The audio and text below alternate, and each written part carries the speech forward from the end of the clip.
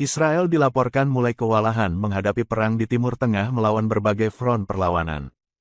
Terlebih sejak dimulainya perang hingga saat ini, Israel telah kehilangan 90 pabrik makanan di wilayah utara pendudukan, imbas di roket Hizbullah.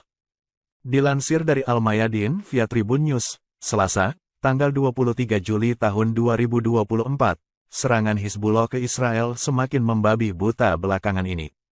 Hizbullah juga mengklaim, baru-baru ini pihaknya telah melenyapkan pabrik pangan Israel di Galilea menggunakan rentetan serangan roket.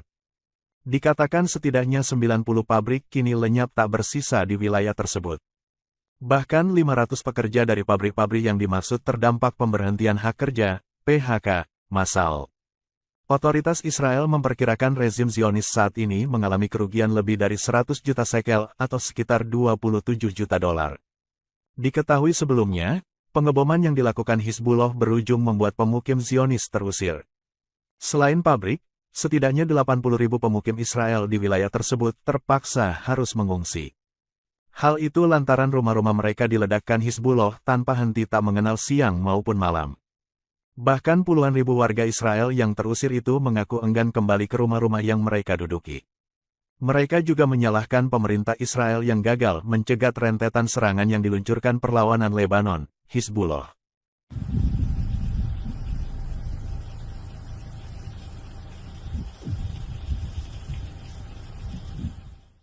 Download Tribun X sekarang, menghadirkan lokal menjadi Indonesia.